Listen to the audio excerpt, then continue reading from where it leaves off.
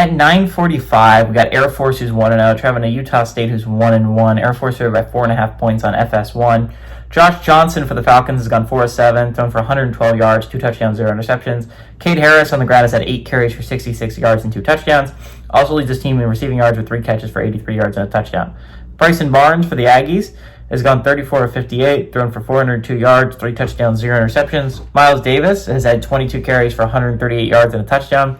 And Brady Boyd has had 9 catches for 118 yards. Air Force is 6-5 against Utah State all time. Last game did go to Air Force in 2023. Calhoun is 5-5 all time in his career at Air Force against Utah State. 3-2 in one possession football games as Air Force.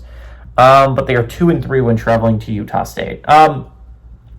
Absolutely massive game for Air Force, right? They're coming off a bye. Bucknell the week prior. Like, this is the first real opponent the Falcons have faced. And in week 3 is pretty impressive. Now, again, Air Force is going to get tested sooner rather than later. They have Boise State coming up. They get Navy coming up. They have UNLV coming up, right? Air Force, the schedule is very front-loaded for the Falcons. But again, on the bright side, I've mentioned this before, there are 3 Group of 6 football teams that are lucky enough not to draw a Power 4 football team on their schedule. Air Force is one of them. Now, they do draw Navy and Air Force out of the American, and that's not going to be easy task. Again, Navy is my pick to go to the college football playoff.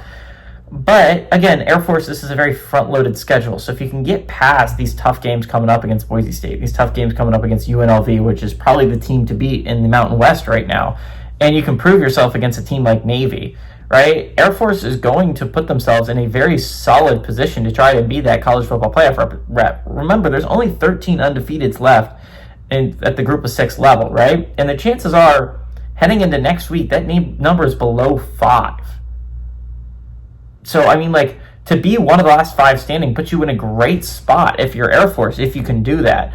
I think they can. I think Utah State is not that great of a football team. I think they're coming off getting beaten up. They got beat up against Texas A&M. And they didn't play just horribly, but they did not play great against Texas A&M, which, I mean, no one expected them to. They are not on the same level as Texas A&M. But this is a big game for Air Force. They're coming off a bye. They had plenty of time to prep for Utah State and what they can do offensively. If Air Force wasn't coming off a bye, I probably would pick Utah State. I kind of like Bronco Mendenhall, what they have built as a program, what they're building as a program. Bronco's a hell of a coach, man. He's just so good at what he does at building up programs. But Calhoun's been at Air Force a while. He's been at Air Force a long, long time, and there's a reason why they still have Calhoun, and it's because he consistently makes really good teams that can compete in the Mountain West. Now, I don't know if they've ever won a Mountain West title, but this is a team that absolutely can win one this year. It's a pretty wide-open Mountain West race. If they can go and beat UNLV in a couple weeks, I don't know. This could be an Air Force team that could go to the college football playoffs. I legitimately do believe that. The schedule works out great for them. I think the Falcons are going to be able to do this. Give me the Falcons on the road to win and cover.